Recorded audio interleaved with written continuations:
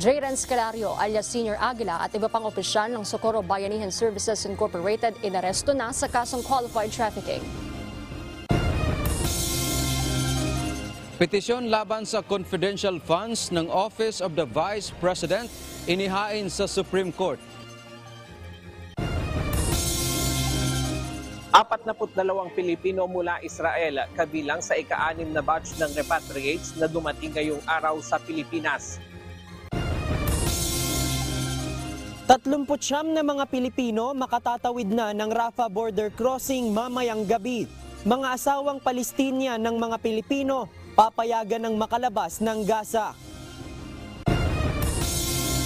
Ang headline inflation o ang pagtaas ng presyo ng mga produkto at serbisyo sa bansa ay bumagal sa antas na 4.9%. Inflation rate ng Pilipinas noong Oktubre bumaba sa 4.9%. Murang bigas at iba pang prime commodities nag-ambag sa pagbagal sa pagtaas ng presyo ng mga bilihin.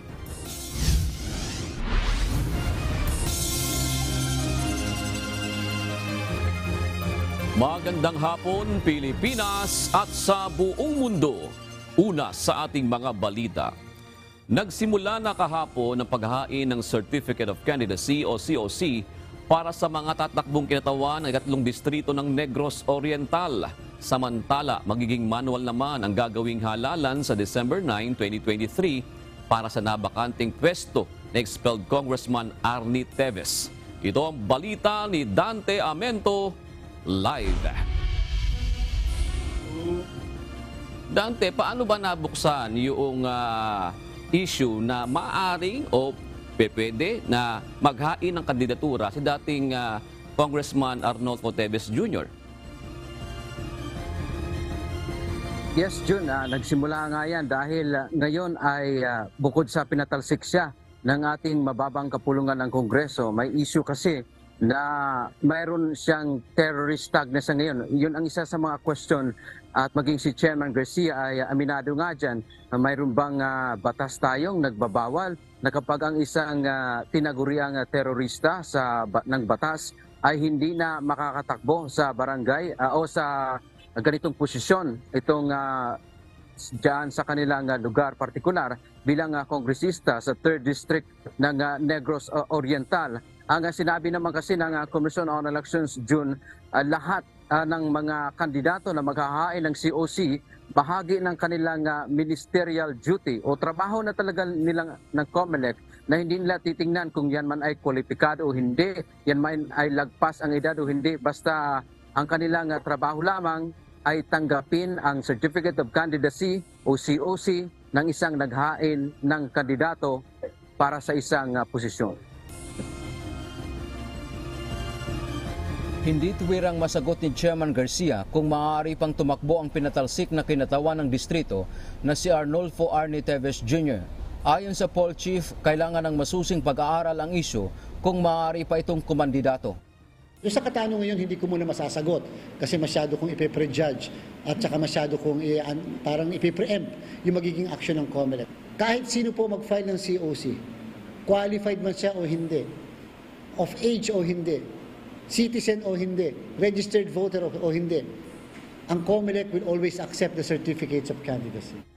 Bago pa man ang COC filing, ilang pangalan na ang lumutang na maaring tumakbong kongresista sa lugar tulad ng kapatid ni dating Congressman Teves na si Pride Henry Teves. Maging si Pamplona Mayor Janice Digamo, asawa ng pinaslang na gobernador, ay pinag-aaralan kung siya ay tatakbo bagamat hindi siya residente ng 3rd District ng Negros Oriental.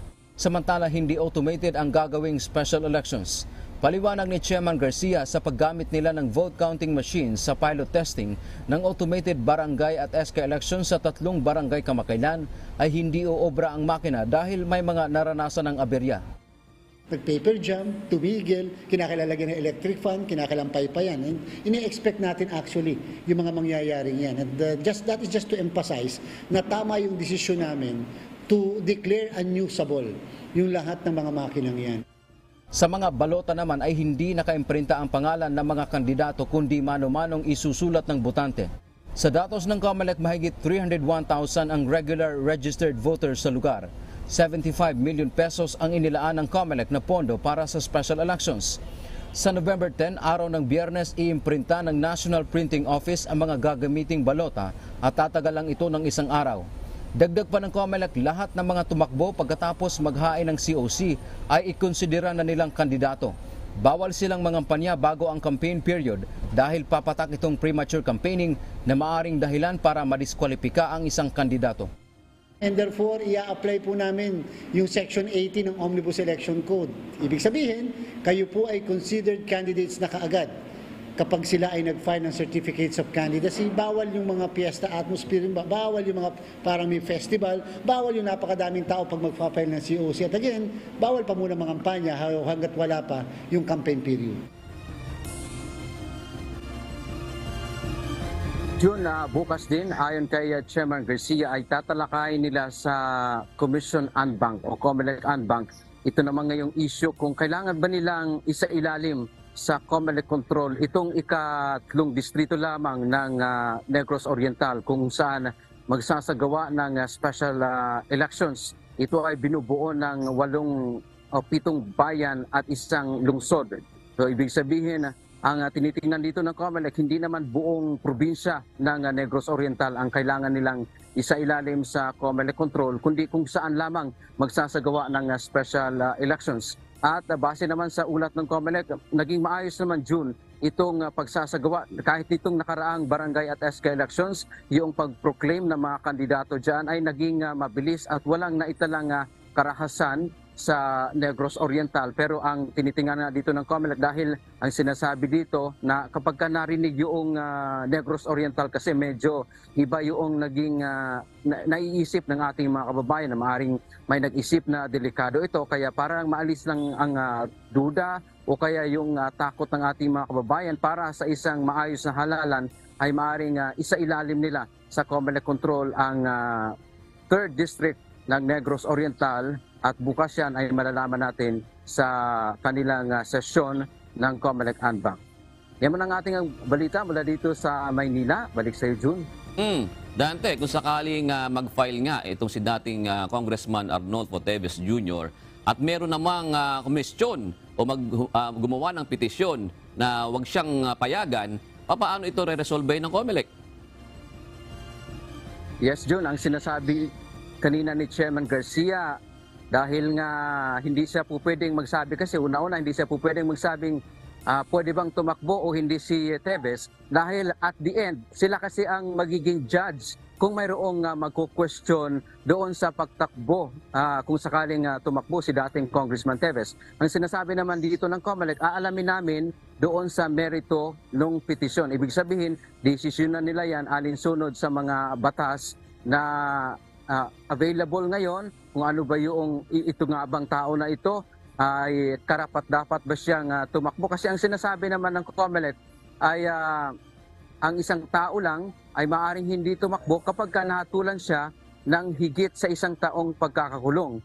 Mayroong moral turpitude at iba pang mga paglabag na hindi sinasang-ayunan ng batas alinsunod sa Omnibus Election Code. Yun nga rin ang tanong ni Chairman Garcia na maaari daw itanong din ng ating mga kababayan kung meron bang umiiral ngayon na batas ang isang tinataguriang terorista ng batas ay ibig sabihin ba siya ay disqualified na tumakbo sa public office. So maaring may mga iba't ibang mga issue ngayon na lumalabas sa ganung mga punto no June. At isa pa nga ito pa rin itong kay Janice Digamo dahil nabanggit din natin kanina na at naiulat na rin sa mga naunang mga pagkakataon na may plano nga siyang tumakbo pero tinitingnan pa rin niya dahil nga hindi siya residente ng isang lugar sa alinsunod sa rule ng COMELEC ay requirement kasi ang residency.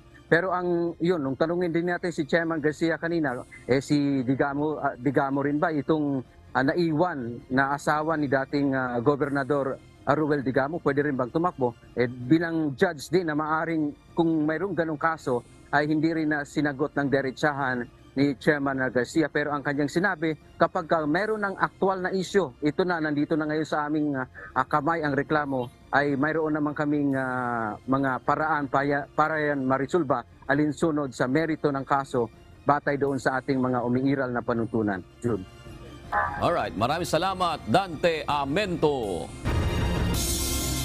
Kauna-unahang nagsumite ng kanyang Certificate of Candidacy para sa pagkakongresista ng 3rd District ng Negros Oriental, si retired Navy Colonel Ray Lopez. Gaganapin ang special elections sa 3th Distrito ng Negros Oriental sa December 9. Ito ang balita ni Lalaine Moreno. So far, okay naman yung COC. Walang nagpadala ng trailer, pero may naghingi dito ng COC. Pero tayo, baka bukas sila mag-file. Kinumpirma ng COMELEC Negros Oriental na pasado alas 11:30 kaninang umaga, naghain ng Certificate of Candidacy si retired Navy Colonel Reynaldo Lopez.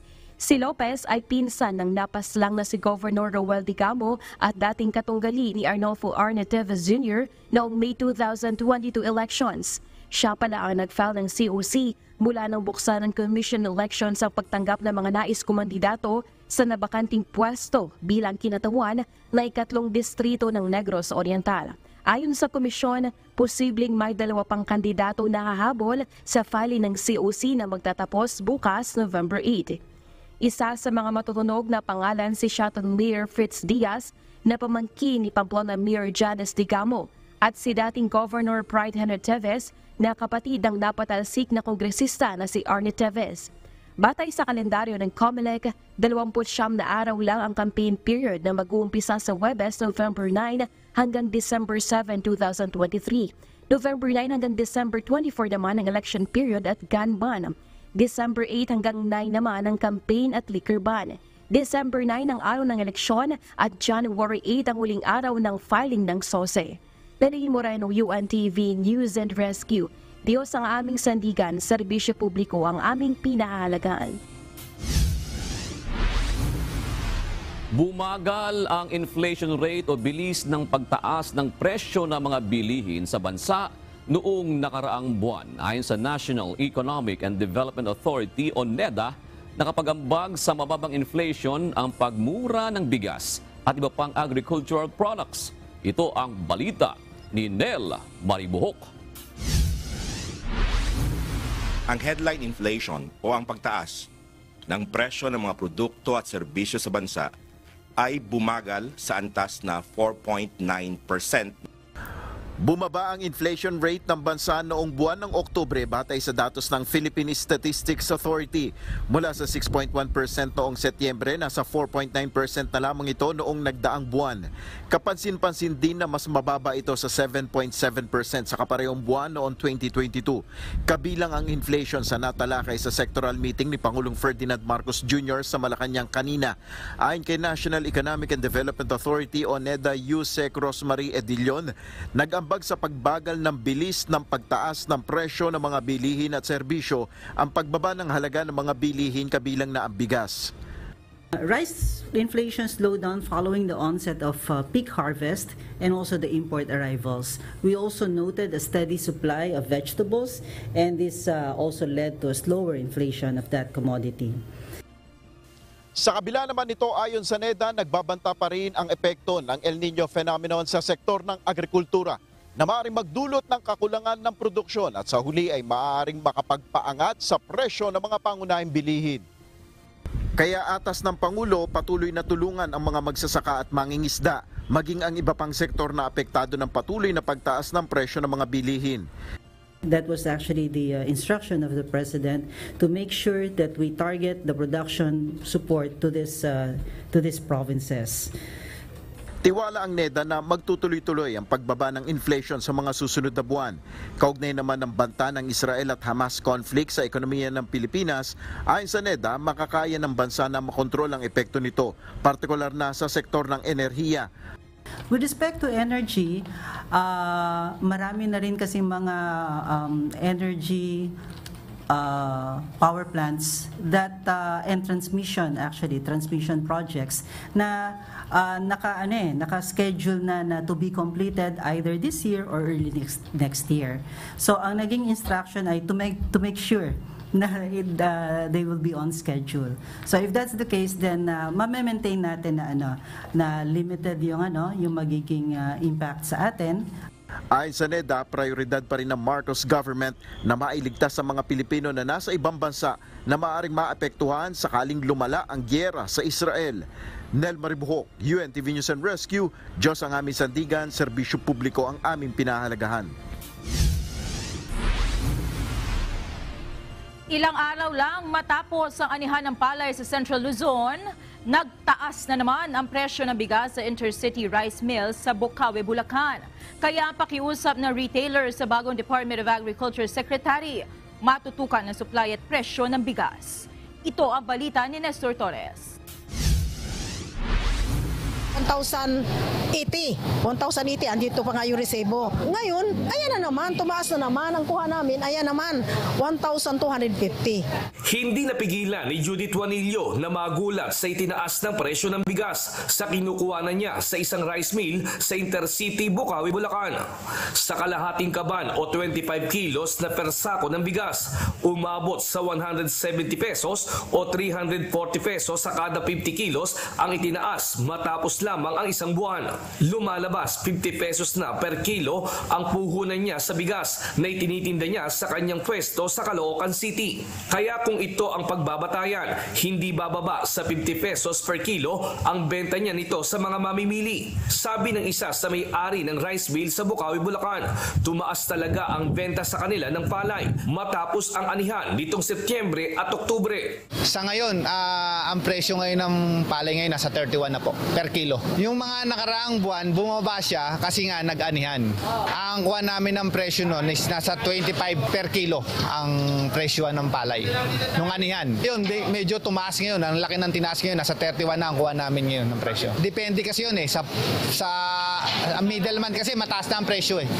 Sa farmers, mataas na rin ang presyo ng kuha nila ng palay.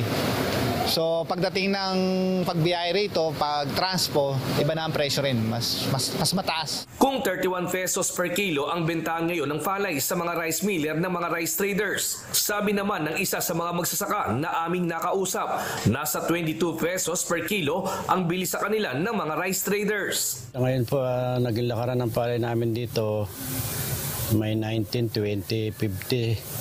Tapos sa ngayon may kumukuha na sila ng 22 ang bawat kilo. Kaya ngayon kahit matras ang ani ng tao, medyo kumita pa ng konti kasi nga namahal ang palay.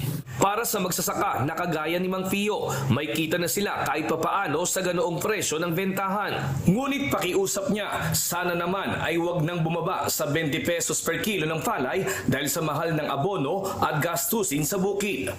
At dahil may bago nang itinalaga na kalihim na kagawaran ng agrikultura si Pangulong Ferdinand Marcos Jr., pakiusap ng mga retailers na sana ay matutukan ang pagbaba ng presyo ng bigas. Yung bagong na-assign na sekretary, sana obserbahan niya dito at saka iaano niya na kawawa naman ang kaming mga mahihirap, matatanda na nagnegosyo para mabubuhay kami na ibaba man lang. Kasi pangunahing pagkain ng tao yan. Kahit man lang kahit mga 800 sa kalahati, 900, hindi, sobra talagang taas. Parang nakakasakit sa dibdib. Kahapon, sinabi ni Agriculture Secretary Francisco Chu Laurel Jr. na isa sa tututukan niya ay ang pagpapababa ng presyo ng bigas. Nestor Torres, UNTV News and Rescue. Diyos ang aming sandigan, serbisyo publiko ang aming pinahahalagahan. Iimbestigahan ng pambansang pulisya ang impormasyon ng pagkakaroon ng sleeper cells ng China sa bansa. Ito'y kasunod ng operasyon ng National Bureau of Investigation sa isang subdivision sa Pasig City noong Oktubre kung saan naaresto ang ilang Chinese at nakakumpiska ng mga armas. Ito ang balita ni Lea Ilagan. This is alarming and yan ang mga tinitingnan natin. Of course, it's not remote. All other countries are doing that. yan ang dapat bantayan natin bilang part of the security cluster ng bansa. Ikinababahala ng Philippine National Police ang napaulat na sleeper cells ng China sa bansa. Kaya mahigpit ang gagawing pagbabantay ng PNP sa mga dayuhan bilang bahagi ng ipinatutupad na seguridad. Lumutang ang usapin ng sleeper cells matapos maaresto ng National Bureau of Investigation ang ilang Chinese national sa isang exclusive subdivision sa Pasig City. Doon, nakakuha pa ang operating team ng mga armas at iba't ibang patches na may mga nakasulat na sniper team, assault team, blasting team at machine gun team na natuklasang accessories ng airsoft uniform. Ayon kay National Capital Region Police Office Director, Police Brigadier General Jose Melencio Nartates Jr., bilang bahagi ng security measures kasama sa kanilang masusing iimbestigahan ang mga empleyado ng Philippine Offshore Gaming Operators o POGO sa bansa. The denominators are Chinese, Taiwanese or foreign national involved in POGO operation. So doon tayo. Sa isang Facebook post, nabahala si dating DILG Secretary Rafael Alunan III tungkol sa umano'y posibleng pagtatago ng mga Chinese sleeper cells sa tabi ng mga government installation at public utilities sa bansa. Just like what our Chief PNP have said, yung sleeper cell ay hindi pa proven. And yan ay news item at article coming from person, and therefore it is still a jury. But be that as it may, the police are investigating and or tinitignan lahat ng anggulo. Ang NBI handang tumulong sa PNP sa pag-iimbestiga kaugnay sa umano'y sleeper cells. We have to share intelligence among the different agencies in the government. Even military intelligence should be part of it. Kasi ano yan the key is really intelligence sharing, so we arrive at the conclusions properly. Ang sleeper cells ay mga individual o grupo ng mga espiya o undercover agent na naghihintay lamang ng utos para maglunsad ng pag-atake o kaguluhan. Noong 1 linggo, itinanggi na ng China ang pagkakaroon nila nito sa Pilipinas. Batay sa pahayag ng Chinese Embassy, malisyoso at wala umanong basihan ang mga akusasyong ito. Leia Ilagan, UNTV, News and Rescue. Diyos ang aming sandigan, serbisyo publiko ang aming pinahahalagahan. Tiniyak ni Philippine National Police Chief, Police General Benjamin Acorda Jr. ang kaligtasan ng mga mamamahayag matapos ang pagpaslang kay Juan Humalon alias Johnny Walker sa Misamis Occidental. Ayon kay General Acorda, ginagawa ng PNP ang lahat ng paraan upang maprotektahan ang mga mamamahayag para magawa ng mga ito ang kanilang trabaho nang walang kinatatakutan. Sinabi pa ni General Acorda na mahalaga ang papel na ginagampanan ng mga mamamahayag sa lipunan bilang bantay ng mga nasa posisyon sa pamahalaan. Muli ring hinikayat ni General Acorda ang mga mamamahayag na agad na makipag-ugnayan sa mga pulis sakaling may natatanggap silang banta sa kanilang buhay. With regards to the safety and security of our media practitioner, that is also one of our concern. In as much as possible, kasi our media are the bringer o kung sila ang tulay natin in coming out with what is the truth. Kung anong nangyari sa ating bayan, sila ang makakampi natin. And gaya ng sinasabi ko rin palagi in my messages, the number one enemy of our country is silence. Pag tahimik ang mga taong bayan sa mga katiwalian, walang mangyari sa bansa natin. And with that premise, kailangan talaga mga media. And ang kapulisan, under my leadership, talagang yan ang isang titututukan natin.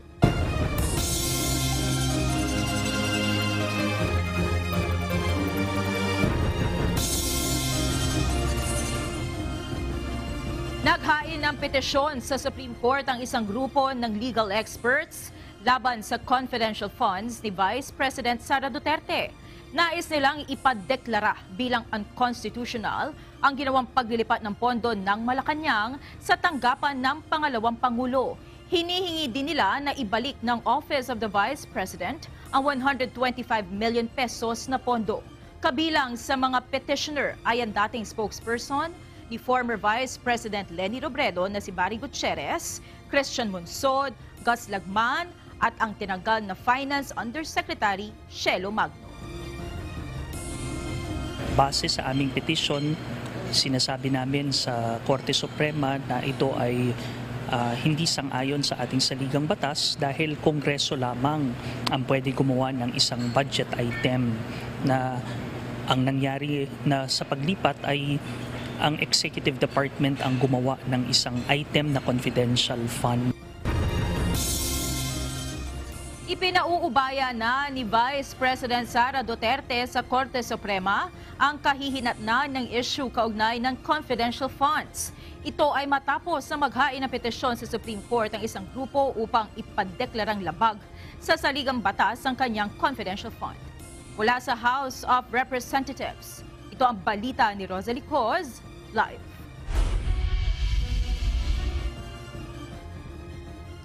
Rosalie, ano ang detalye sa naging pahayag ni VP Duterte?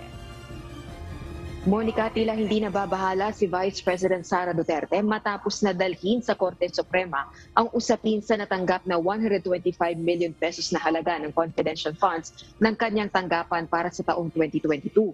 Sa inilabas na video ng kanyang opisina, ipinauubaya na nito sa Korte Suprema ang desisyon kaugnay ng kontrobersyal na confidential funds. Inaprubahan ni Pangulong Ferdinand Marcos Jr. ang hiling na 125 million pesos na halaga ng confidential funds para sa Office of the Vice President noong 2022. Narito ang pahayag ng Vice Presidente. Malugod po namin tinatanggap ang pagkakataong talakayin ang legalidad ng paglilipat ng pondo. Umaasa kami na ang dunong ng Korte Suprema ay magiging daan upang tuluyang matapos ang usapin na ito. Samantala, iginiit din ng Vice Presidente na dapat nang tutukan ngayon ang pagpapataas ng antas at kalidad ng edukasyon sa bansa. Gayon din ang proteksyon sa mga mag-aaral at mga kawani ng Department of Education, pati na ang pagtugon sa presyo ng mga bilihin na nakakaapekto sa buhay ng mga mag-aaral at mga guro. Sa kasalukuyan naman dito sa House of Representatives, nagpapatuloy ang ikalawang plenary session ng Kamara matapos na mag-resume ang sesyon kahapon. Ilang mambabatas ang nagbigay ng kanilang privilege speech hinggil sa iba't ibang usapin gaya ng Philippine Offshore Gaming Operators o POGO, supply ng kuryente at maging ang kasalukuyang nangyayaring giyera sa pagitan ng Israel at Hamas militant group. Balik sa iyo, Monica. Maraming salamat, Rosalie Coz. Live na nag-uulat mula sa House of Representatives. Sa pambihirang pagkakataon, nag-post ng makahulugang mensahe sa kanyang official Facebook account si dating Pangulong Rodrigo Duterte. Patungkol ito sa prinsipyo. Nakasaad sa pahayag na kung wala kang prinsipyo sa buhay at basta papayag sa mga bagay dahil sa pakikisama kahit na mali ang ginagawa, ay huwag na umanong asahan na papalakpakan niya ito. Ang tila pasaring ng dating Pangulo ay kasunod ng pahayag ni House Speaker Martin Romualdez kahapon na lalabanan niya ang mga naninira sa reputasyon na mababang kapulungan ng Kongreso. Sa nasabing sesyon ay inihayag din ni Senior Deputy Speaker at Pampanga 3rd District Representative Aurelio Dong Gonzales Jr. na ang dating Pangulo umano ang siyang nagsabi na isang bulok na institusyon ang Kamara. Narito naman ang mga balitang nakalap ng UNTV News Global Correspondents na ihahatid ni Jack De Ocampo live mula dito sa UNTV Studios.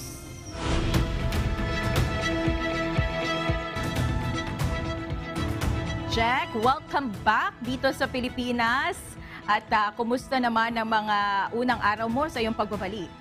Well, thank you very much, Monica. No? At super excited talaga akong bumalik sa Pilipinas. At talagang yung mga hindi ko natikmang pagkain sa United Kingdom, talagang kinain ko in the first few days ko sa Pilipinas. Oo. Alam mo ito, Jack, kanina medyo napag-usapan natin, pero gusto ko lang din malaman kasi isa talaga sa mga nakakaapekto sa buong mundo ay yung nangyayaring conflict sa Gaza. May epekto ba to sa UK?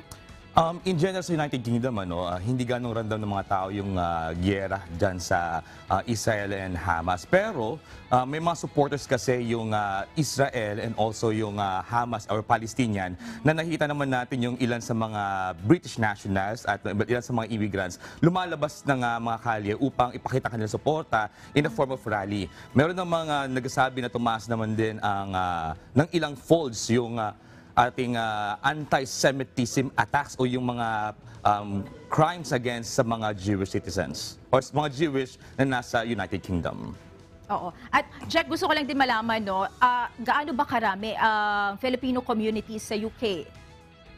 Sa ngayon, wala akong eksaktong bilang ng mga natin, mga Filipino citizens na nasa United Kingdom. Pero base doon sa mga karanasan natin at sa mga na-encounter natin, dumadami yung mga Filipinos na nagtatrabaho at nakatira na sa United Kingdom. Pero sa lugar ko doon sa Chester, hindi ganoon kadami yung mga Filipino. Exactly doon sa mga ospital kung saan ako nagtatrabaho, nasa 3 lang kaming Filipino doon. Pero doon sa ibang lugar sa United Kingdom, may kita mo karamihan na ng mga staff sa ibang mga ospital, karamihan Filipino nurses. Oo, siguro na mismong magtagalog, Jack, kasi kung konti lang ang Pinoy, siguro palaging English ang conversation nyo. Sige, Jack, ibigay mo na ang mga balita sa iba't ibang panig ng daigdig. Isang apil ang dinidinig sa Korte Suprema ng Estados Unidos patungkol sa pagbabawal ng barila sa isang suspect ng domestic violence sa Texas. Subalit ayon sa isang district attorney ng Texas, hindi na dapat bigyan ng access sa armas ang mga ganitong kaso. Ito ang balita ni Jeffrey Coz. Dinidinig sa US Supreme Court ang panukalang batas na nagbabawal sa mga domestic violence abuser na magmay-ari ng baril. Ito ay dahil hindi inaprobahan ang panukalang batas na ito ng Court of Appeals sa New Orleans. Layo ng batas na ito na protektahan ang mga biktima ng domestic violence. Ibig sabihin, magiging krimen kung ikaw ay may dalang baril samantalang nasa ilalim ang isang individual ng domestic violence restraining order. Inihalimbawa rito ang isang Texan man na si Zaki Rahimi. Natagpuan ang lalaking ito ay nananakit ng kanyang kasintahan. Nagbanta na babarilin ito at nagpaputok ng baril sa publiko ng 5 beses sa sumunod na 2 buwan. Subalit ayon naman sa mga firearms advocate, sa panahon ng pagkatatag ng bansa at sa mga sumunod na dekada, walang batas na nagbabawal sa pagmamay-ari ng baril ng isang taong hindi pa nahatulan ng krimen. Ngunit ayon kay Phil Sorrells, conservative gun-owning Tarrant County District Attorney sa Texas, kapag sangkot sa karahasan o domestic violence, hindi na dapat magkaroon ang mga ito ng access sa mga armas dahil maaari lamang lumala ang sitwasyon. Matagal na magkasalungat ang pananaw ng mga Democrats at Republicans pagdating sa gun ownership sa Estados Unidos. Para sa Democrats, nais nila ng mas mahigpit na batas pagdating sa pagmamay-ari ng baril at para naman sa mga Republicans, karapatan ito na hindi dapat alisin ng mga American citizen. Jeffrey Coz, UNTV News and Rescue. Diyos ang aming sandigan, serbisyo publiko ang aming pinahahalagahan. Muling kakandidato sa March 2024 presidential election si Russian President Vladimir Putin. Kung mananalo, maaari pa itong mamuno sa Russia hanggang 2030. Ito ang balita ni Bradley Rubuza. May approval rating na 80% at walang mainstream public opposition. Kaya naman hindi natatakot na matalo sa darating na presidential election sa March 2024 si Russian President Vladimir Putin. Subalit nahaharap ang 71-year-old leader sa iba't ibang challenges, gaya na lamang ng patuloy na giyera sa Ukraine. Kamakailan, nasugpo rin ng Putin administration ang Wagner mercenary group kung saan leader ang pinakamakapangyarihang Russian mercenary na si Yevgeny Prigozhin at naging threat sa continued rule ni President Putin. Bukod dito, tumaas din ang overall budget spending ng Russia sa defense, weapons at ang maraming public appearances ni President Putin sa mga nagdaang buwan.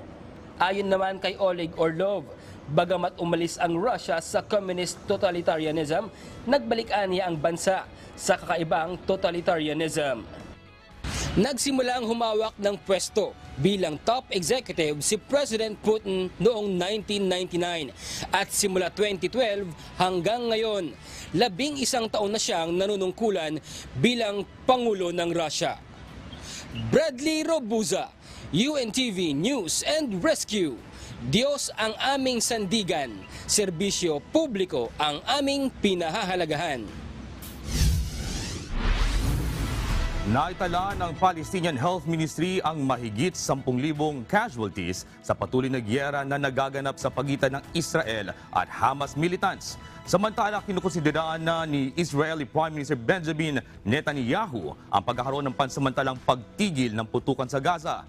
Ito ang balita ni Ray John Bolivar. A humanitarian ceasefire now. Sa bawat nagdadaang oras, mas kinakailangan ng humanitarian ceasefire. Ito ang walang sawang panawagan ng United Nations Chief Antonio Guterres matapos ang isang buwan na giyera sa pagitan ng Israel at Hamas militants sa Gaza Strip. Ayon pa kay UN Chief, nagiging graveyard for children na ang Gaza dahil sa mahigit 4,000 bata na ang nasawi sa naitalang 10,000 casualties sa Gaza ng Palestinian Health Ministry. Sanhi ng patuloy na ground operation ng Israel Defense Forces o IDF at patuloy nitong pambobomba sa Gaza, nadadamay pati ang mga sibilyan, ospital, refugee camps, mosques, churches at UN facilities at pati na rin ang mga shelters. Kinakailangan din ang patuloy na pagpapapasok ng humanitarian aid sa war-stricken enclave. More food, more water, more medicine, and of course fuel, entering Gaza safely, swiftly, and at the scale needed now. Unfettered access to deliver supplies to all people in need in Gaza now. Dagdag pa ng UN Chief, ginagamit din ng Hamas militants ang mga sibilyan bilang human shields at patuloy pa rin ang pambobomba nito sa Israel. Ipinaalam naman ng Biden administration sa US Congress ang pag-transfer ng $320 million na precision bombs para sa Israel. Ang Spice Family Gliding Bomb Assembly ay isang tipo ng precision-guided weapon na pinapaputok mula sa warplanes. Ang manufacturer nito na Rafael USA ay ililipat ang mga bomba sa Rafael Advanced Defense System na gagamitin ng Israeli Defense Ministry.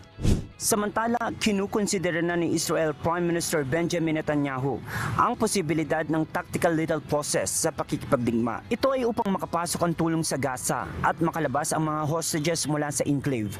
Subalit tumanggi pa rin ang Israel na magsagawa ng ceasefire. Walang tigil ang labanan sa pagitan ng Israel at Hamas at sinabi ng Israel na titigil lamang ito kung papakawalan ng nasa 240 hostages na hawak ng Hamas. Subalit hindi rin hihinto sa pag-atake ang militanteng grupo kung patuloy din sa pag-atake ang Israel. Region Bolivar, UNTV News and Rescue. Diyos ang aming sandigan. Serbisyo publiko ang aming pinahahalagahan. Pansamantalang ititigil ng General Motors o GM ang production ng driverless van ito. Mayroon ng daan-daang unit ng Cruise Origin ang GM at tinigil nila ang operation dahil sa pagsuspindi ng California regulators ng Robotaxi Operators License dahil mapanganib umano ang self-driving vehicle sa publiko. Subalit naniniwala naman ang GM na babaguhin ng autonomous vehicles ang paraan ng paggalaw ng tao sa buong mundo. At yan ang mga balita mula sa iba't ibang panig ng mundo. Ako si Jack De Ocampo, magandang gabi. Inaresto na sina Jayren Esquilario, mas kilala bilang Senyor Aguila, at iba pang opisyal ng Socorro Bayanihan Services Incorporated o SBSI. Kasabay ito na pagkatapos ng investigasyon ng Senado kung saan isiniwalat na daang-daang bata na ang posibleng nasawi sa loob ng Sitio Kapihan. Ito ang balita ni Harleen Delgado. Sir, you have the right to remain silent. Sa Senado na pinusasan at inaresto ng mga tauhan ng National Bureau of Investigation o NBI si Jayren Esquilario alias Senyor Aguila at 3 pang opisyal ng Socorro Bayanihan Services Incorporated o SBSI na mahigit 1 buwang idinitine sa Senado. Ito'y matapos maglabas ng warrant of arrest ang isang korte sa Surigao del Norte laban sa 13 mga opisyal at miyembro ng SBSI dahil sa kasong qualified trafficking in persons. Walang piyansa o bail na itinakda ang korte para rito. Bago matapos ang pagdinig sa Senado kanina, binasa ni Senator Ronald Bato de la Rosa ang arrest warrant. Dadalhin sa NBI facility sa Bilibid sa Muntinlupa sina Senior Aguila at iba pang SBSI officials at members. Sa huling pagdinig, ipinakita ni Senate Deputy Minority Leader Risa Hontiveros ang larawan ng listahan ng umano'y pangalan ng mga bata na namatay sa loob ng sitio Kapihan. Hindi tukoy kung kailan ito nagsimula dahil anila sa kawalan ng maayos na bookkeeping. Napakadami po nito. In fact, if our informants are to be believed, higit 200 ang namamatay na mga bata from the ages of newborn to 4 years old. If this is true, why so many dead babies? Why are we allowing children to die? Nagsalita rin sa pagdinig si Randolph Balbarino na namatayan ng bagong silang na anak noong 2020. Hindi na itakbo sa ospital ang bata dahil pinagbawalan umano ito ni Senior Aguila, bagay na itinanggi naman ng leader ng grupo. Yung mga kamadrona doon, sinabihan ko na ilabas ko ang anak ko kasi parang yung buhay niya, agaw buhay na yung bata. Oh. Tapos sabi ng mga kamadrona na pinagbabawal kasi ni Senior Aguila, wala tayong magawa. Hindi. Dahil hindi ako yung presidente noon. Ikaw ang tinuturo 2019 na nag-auhag, nagkuhan sa kanila na umakyat kayo dito at matutunaw ng mundo. Hindi ka pa presidente noon, but you were recognized as Senior Aguila already. Yung Senior Aguila po is screen name ko lang po yun. Kaya nga, sino yung screen name na yan? Ikaw o hindi? Ako yung... O ikaw pala eh. Ikinagulat din ng mga senador ang isiniwalat ni Balbarino na si Senior Aguila mismo ang umano'y nagsagawa ng internal examination sa kanyang asawa. Naku, nangamatay yung mga bata na yon. Kadaming bata doon na nakalibing dahil sa kapabayaan, dahil hindi nadala sa ospital. Paprangkahin ko kayo, kayong mananagot doon. Ayon sa NBI, batay sa kanilang investigasyon, hindi nabibigyan ng karampatang pangangalaga at atensyong medikal ang mga kababaihan sa sitio Kapihan. They don't have enough provisions, so probably they don't have vitamins or whatever needed for pregnant women. So when the child was born, the child is really weak, so that was also the explanation we heard from medical practitioners. As a matter of fact, there was no prenatal conducted. Bilang parte ng reintegration program, inirekomenda ng Socorro Task Force Kapihan na ibalik sa kani-kanilang mga barangay ang mga miyembro ng SBSI na umakyat sa sitio Kapihan. Hinimok naman ni Senator Ronald Bato de la Rosa ang Department of Environment and Natural Resources na agad nang bawiin ang kanilang kasunduan sa SBSI para sa paggamit ng protected area sa sitio Kapihan. Hanap tayo ng paraan kung paano makontrol yung pag-issue ng mga pakbarma, no? Yung sa Child Welfare Act, yung bata na ayaw na talagang bumalik doon, walang magawa ang korte kundi mag-decide in favor of the parent. So, kailangang tingnan natin yan.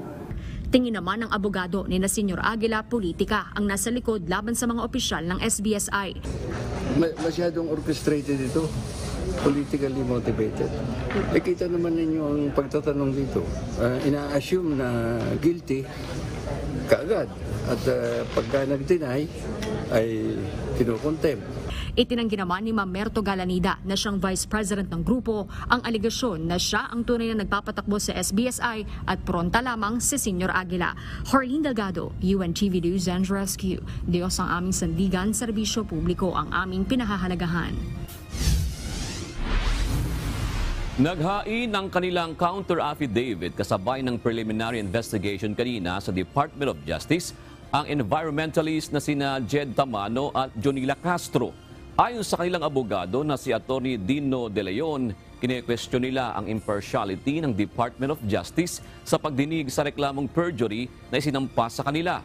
Hinatulan na umano ni Justice Secretary Crispin Remulla ang kaso. Unang sinabi ni Secretary Remulla na ang pagbawi ng dalawa sa naunang pahayag na sila ay kusang sumuko ay dahil sa peer pressure o may nanakot sa kanila. Hinihingan ng reaksyon dito ang kalihim pero wala pa itong tugon. For us, the reason why joint counter affidavit ad cautelam yon kasi kami ay kini-question rin ang impartiality ng Department of Justice under the direct control of no less than the Secretary of Justice, ang National Prosecution Service.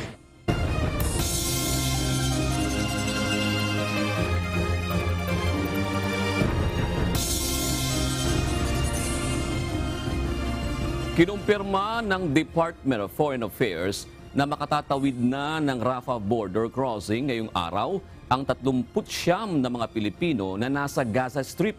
Ayon sa DFA, 46 na mga Pilipino ang talagang pinayagan ng Israeli government na makalabas ng Gaza. Subalit 7 sa mga ito ang hindi pa buo ang pasya na umalis sa lugar. Samantala, pinayagan na rin na makalabas ng Gaza ang mga Palestinian national na asawa ng mga Pilipino. Mula sa Caloocan City, ito ang balita ni JP Nunez live. JP, kailan, anong oras inaasahan na makapapasok ng Egypt yung mga Pilipino, yung 39 na sinasabi ng report mo na yan?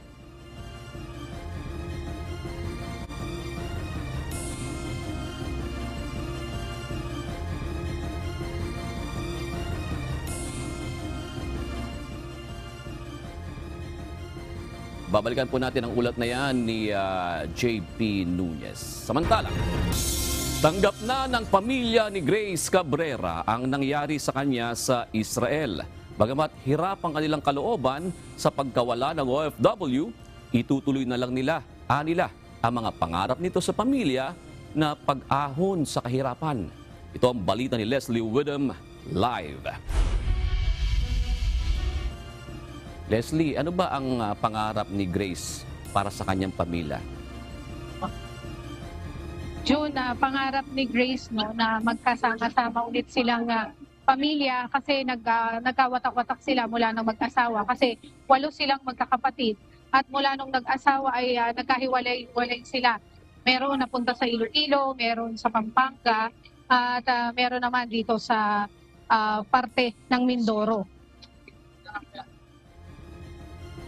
Ayon sa kapatid nitong si May, hindi naging madali para sa pamilya Cabrera na tanggapin ang pagpanaw ni Grace, lalo na't marami itong pangarap para sa kanyang pamilya.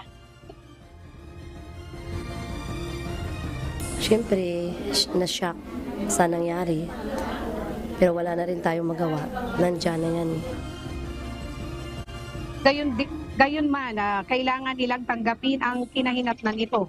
Ayaw din umano ni Grace na sila ay nalulungkot dahil sadyang masiyahin, palabiro at laging nakatawa ang OFW. Family-oriented. Hindi makasarili. Kasi ayaw ni Grace na makita kaming nalulungkot. Kahit may problema, itawa mo lang, sabi niya. Ganun siya. Palatawa. Basta, walang boring time sa kanya. Madaldal at masayahin. Mabait, matulungin, iniisip niya yung pamilya namin, paano yung mga kapatid niya matulungan, yung mga magulang ko. Kabilang sa mga hino-stage ng Hamas si Grace noong October 7 at nasa decomposition stage na ito nang matagpuan matapos magtugma ang fingerprint nito sa thumb mark ng kanyang pasaporte kaya agad itong ipinakremate. Pasado 4:00 naman ang hapon nang dumating kanina sina OWA Administrator Arnel Ignacio at Israel Ambassador Ilan Flus para makiramay at maghatid ng tulong. Tatanggap ng financial assistance mula sa DMW na 50,000 pesos ang pamilya ni Grace bukod pa ang ibibigay ng OWA. Magbibigay din ng financial assistance ang bansang Israel mula sa Israel Social Security Institute. Hindi na nagpaunlak din ng interview si OWA Administrator Arnel Ignacio matapos kausapin ang pamilya Cabrera. Sumama rin ito sa pag-alis ni Israel Ambassador Ilan Flus. Pero ayon sa kapatid nito ay nagbigay si OWA Administrator Ignacio ng tseke sa asawa nito. Bukas nakatakda namang dalhin ang abo ni Grace sa bahay nito sa Apalit, Pampanga. At yan muna balita mula dito sa Apalit, Pampanga. Balik sa iyo, June. Maraming salamat, Leslie Widom. Dumating na rin sa Pilipinas kanina ang ika-6 na batch ng mga Pilipinong nirepatriate ng pamahalaan mula sa Israel. Binubuo ang mga ito ng 42 overseas Filipino workers at isang sanggol mula sa NAIA Terminal 3. Ito ang balita ni Ryan Lacanlale live. Ryan, anong oras ba sila dumating at ano ang nakita mo na naging paghihirap nila sa pagbiyahe at sa sa pag-aantabay ng kanilang biyahe mula doon sa Gaza o sa Israel? June alas 2:50 ng hapon kanina, lumapag dito sa Terminal 3 dito sa NAIA ang sinasakyang eroplano na Etihad Airways Flight EY425. Sakay nito ang 42 na overseas Filipino workers na nirepatriate nga mula dyan sa Israel. Kanina nakausap din natin yung ibang mga OFW at masaya naman sila doon sa pag-asikaso daw sa kanila ng gobyerno dahil napadali yung kanilang pag-uwi mula doon sa Israel dahil nagkaroon na nga sila ng takot dahil kahit yung iba malayo doon sa lugar pero nakikita nila yung mga rocket na bumabagsak, kaya takot na rin sila doon na manatili. Kaya napabilis naman daw yung kanilang pag-uwi dito sa Pilipinas. Ito na ang ika-6 na batch ng mga Pilipinong nirepatriate ng pamahalaan ng Pilipinas nang magsimulang sumiklab ang giyera sa pagitan ng Israel at Hamas militant. Kasama sa mga umuwi kanina ang 42 overseas Filipino workers na pawang mga caregiver at hotel worker. Isang sanggol rin na anak ng isang OFW ang kasama sa mga umuwi kanina.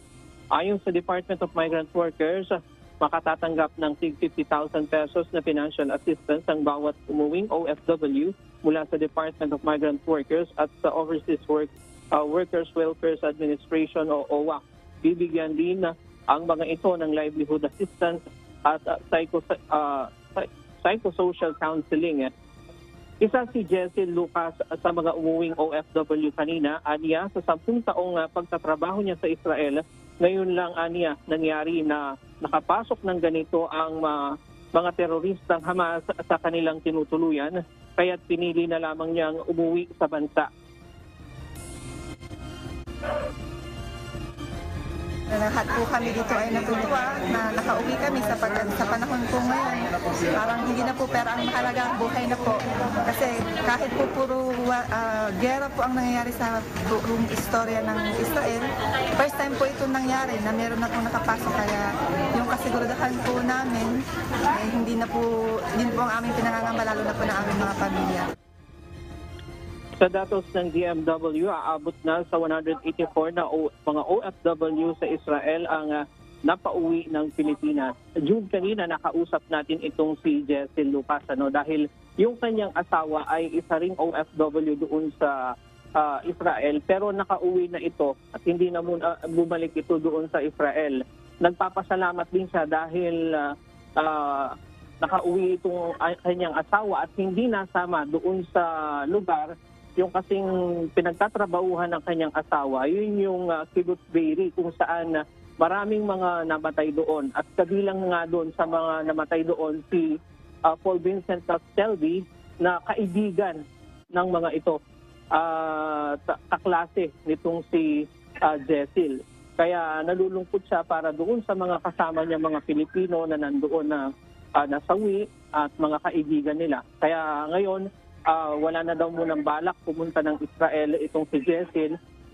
Pag-iisipan muna nila kung ano ang kanilang gagawin dahil wala daw silang naipon dahil biglaan itong nangyari sa kanila. Kaya kung mag-a-abroad man ito, sa ibang bansa na lamang daw. June. Maraming salamat, Ryan Lacanlale. Kinumpirma na Department of Foreign Affairs na makatatawid na ng Rafah border crossing ngayong araw ang 39 na mga Pilipino na nasa Gaza Strip. Ayon sa DFA, 46 na mga Pilipino ang talagang pinayagan ng Israel government na makalabas ng Gaza. Subalit 7 sa mga ito ang hindi pa buo ang pasya na umalis sa lugar. Samantala, pinayagan na rin na makalabas ng Gaza ang mga Palestinian national na asawa ng mga Pilipino. Mula sa Caloocan City, ito ang balita ni JP Nunez live. JP, talaga bang matutuloy na itong pagpasok sa Egypt ng mga Pilipinong lalabas ng Gaza Strip? Monica, ayon nga sa Department of Foreign Affairs o DFA, 9 a.m. kanina o local time doon sa Gaza o alas 3 dito ng hapon naman sa Pilipinas ay nakapila na doon sa Rafah border crossing yung 39 na mga Pilipino na lalabas mula sa Gaza Strip. At pagkatapos niyan, kapag nakatawid na sila sa Egypt, ay ipoproseso naman yung kanilang pagpunta o pagbalik dito sa Pilipinas. Iniulat ng DFA na bandang alas 9 ng umaga kanina sa Gaza ay nakapila na sa Rafah border crossing ang mga Pilipinong magsisilikas bunsod ng nagpapatuloy na gyera sa pagitan ng Israeli forces at Hamas militants. Ayon sa DFA, mayroong 46 na mga Pilipino ang naaprubahan ng Israeli government na makalabas ng Gaza Strip. Gayunman, 39 pa lamang sa mga ito ang desidido ng tumawid ng Egypt, habang may 7 Pinoy ang hindi pa rin buo ang pasya na tuluyan ng lisanin ang Gaza. They are calling by nationality the people to be crossing today.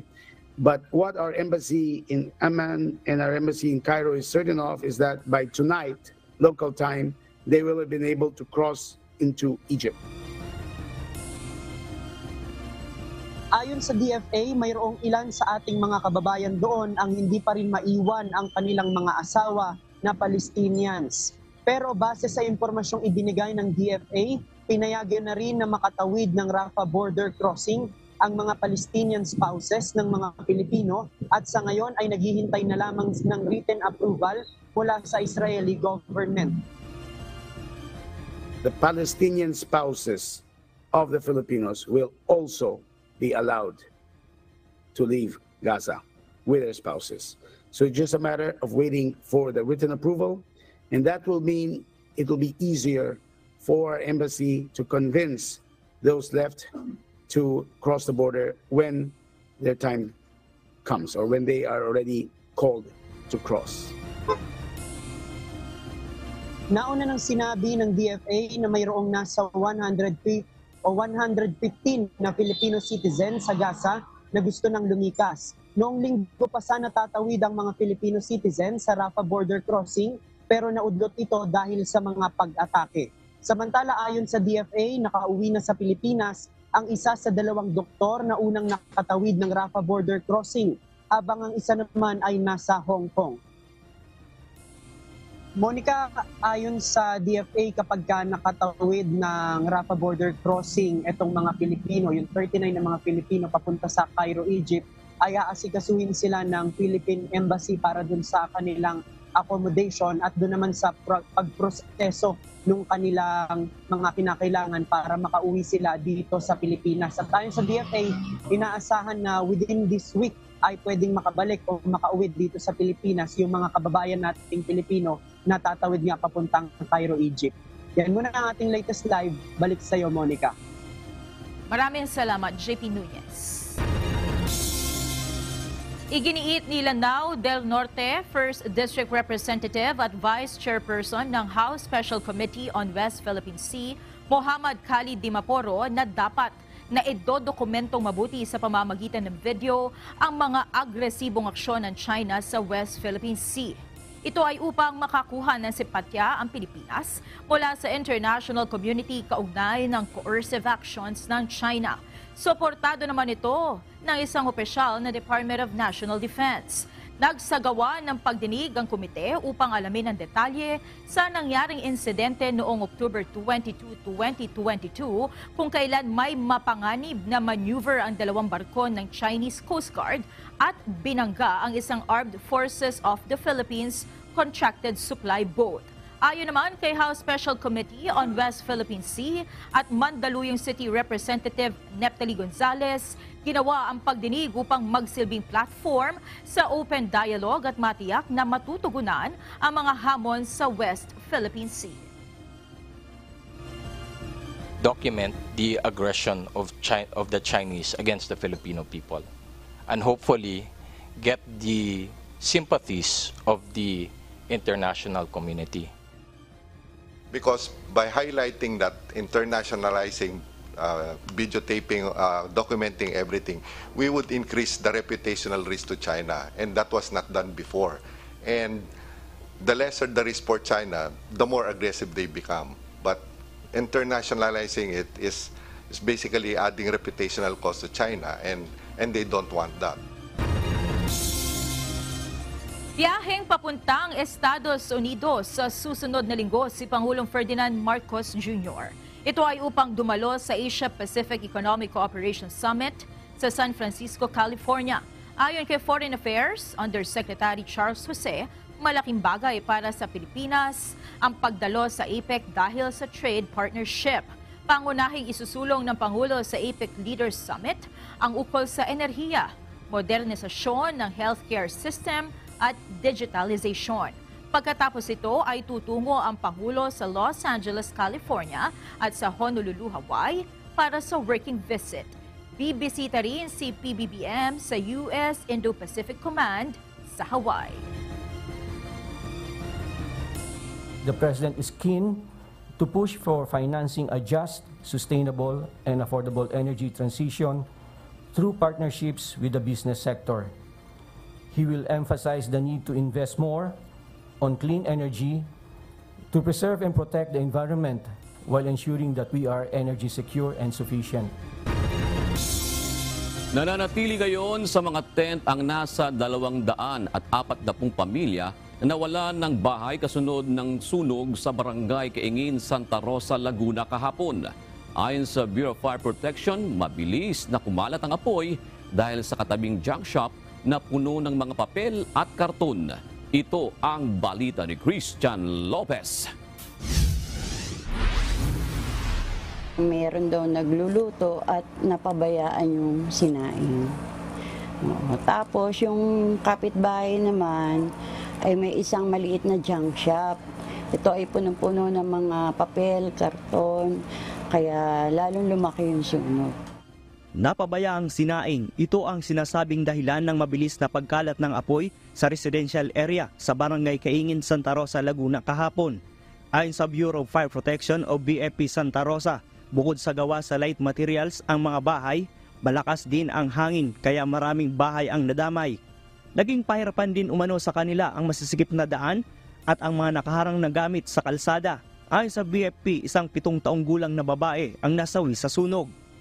Yung bata daw, patakbo na pero bumalik ulit dun sa bahay dahil hinahanap daw niya yung daddy niya. Ngayon, dahil sa taranta ng pamilya, hindi na nila napansin yung bata. Kwento ng mga nasunugan, mabilis nila ang pangyayari, kaya wala silang naisalbang mga gamit. Ang naisip na lang po namin, iligtas yung mga buhay namin. Kaya kinuha na po yung mga apo namin, tapos bumaba na kami, lumikas na kami para makawala kami dun sa apoy na yun. Isang bahay na ngangagwat namin eh. Yung naupok na unang bahay na yun, biglang umalsa ng apoy. Hindi na namin mas lakas pa ang hangin. Ngayon, nung wala kami nasalbal kahit anong gamit. Wala talaga. Sa ngayon, sa mga tent muna na inilaan ng lokal na pamahalaan na mamalagi ang mga nasunugan at hindi pa tiyak ng LGU kung pababalikin pa sila sa lugar o kung ihanap na lang sila ng ibang malilipatan. Pagdating naman sa foods po, as long as dito po ang ating mga evacuees, tuloy-tuloy naman po siguro ang tulong na katulad ng pagkain para sa ating mga kabarangays. Nagpapasalamat naman ang mga opisyal ng Barangay Kaingin sa tuloy-tuloy na tulong na dumarating sa kanilang mga apektadong residente. Mula rito sa Laguna, Christian Lopez, UNTV News and Rescue. Diyos ang aming sandigan, serbisyo publiko ang aming pinahalagahan.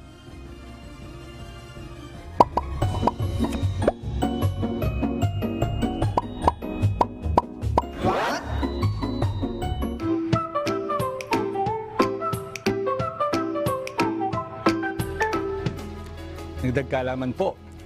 Viral po ngayon sa social media ang video ng mga baby na ayaw sa damo.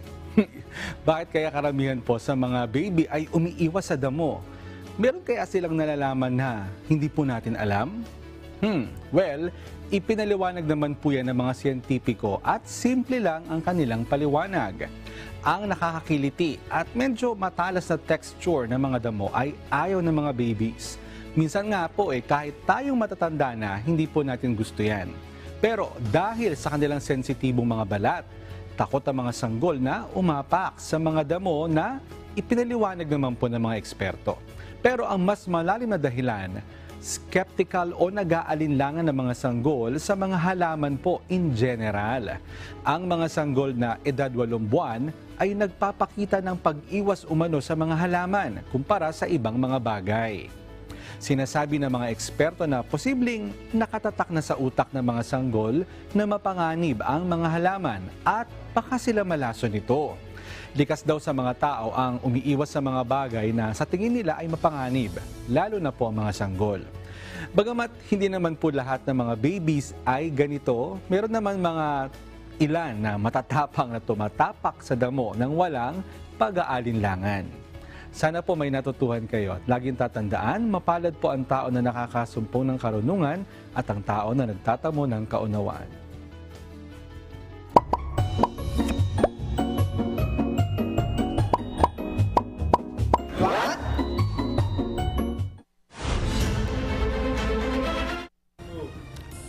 Nagluklok ng bagong Deputy Speaker sa House of Representatives kapalit ni na dating Pangulo at Noy Pampanga 2nd District Representative Gloria Macapagal Arroyo at Davao City 3rd District Representative Isidro Ungab. Kapalit na mga ito sina Isabela Representative Antonio Tonipet Albano at Lanao del Sur Representative Yaser Balindong. Abangan ang kabuang detalye sa Y News.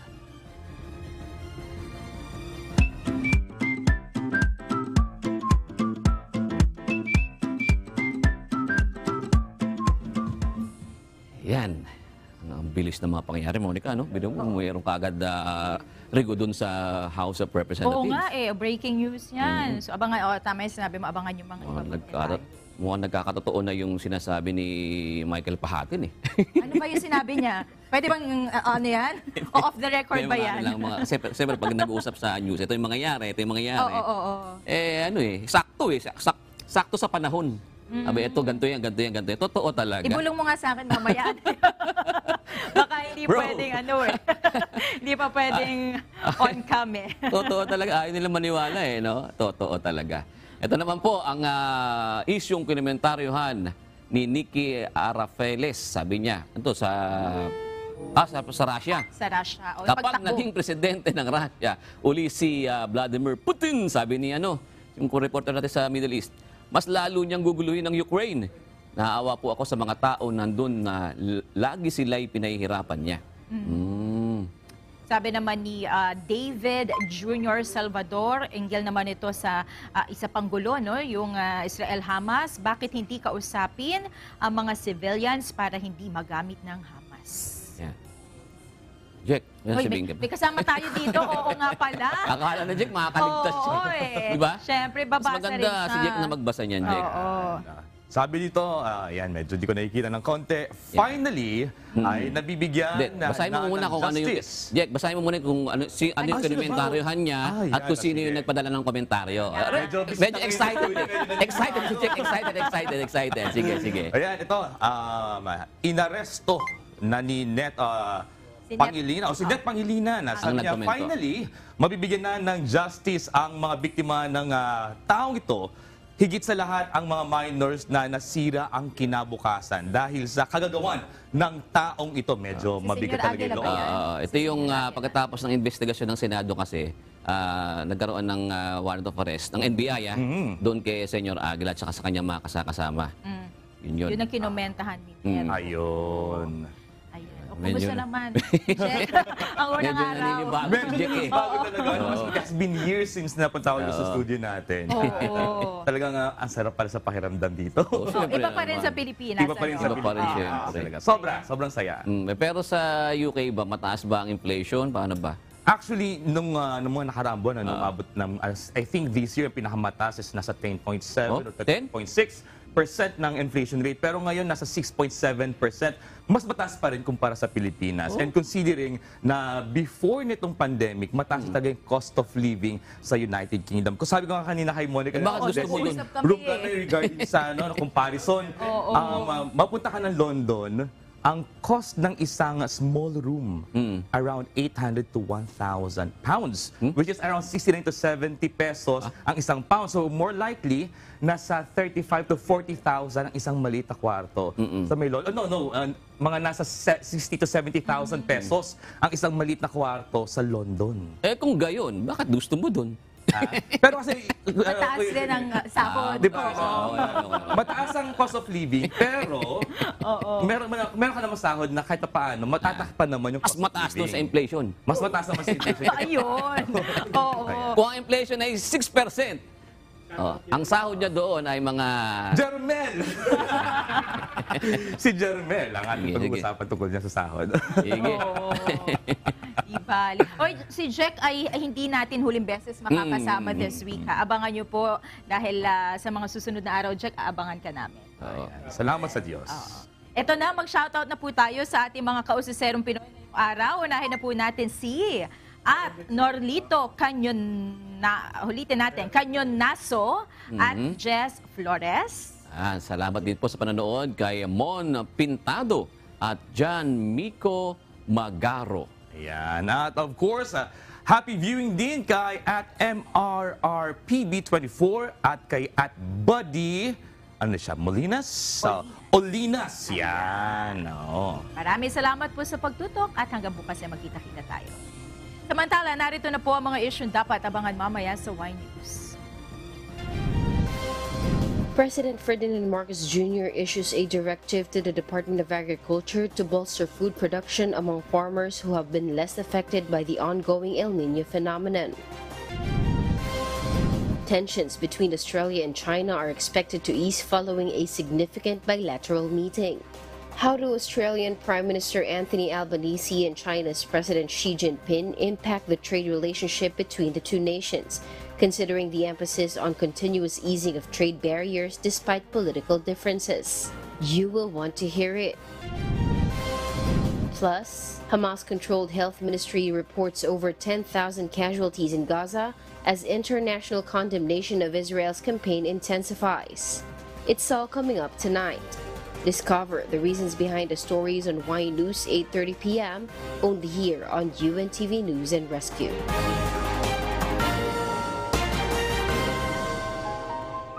Narito ang salita ng Diyos na ating sandigan mula sa aklat ng unang Pedro 5:5 na nagsasabi, "Gayon din naman, kayong mga kabataan ay magsisuko sa matatanda.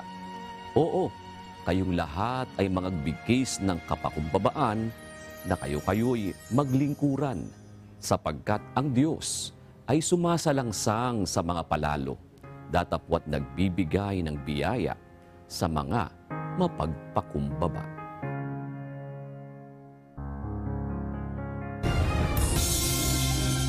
At yan ang naging kabuuan ng ating balitaan ngayong gabi.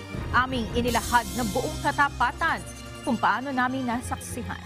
Kayo'y makapagtitiwala ng aming nakita at narinig ang aming ibinabalita. At dito po sa UNTV, Diyos ang aming sandigan, serbisyo publiko ang aming pinahahalagahan. Magandang gabi po.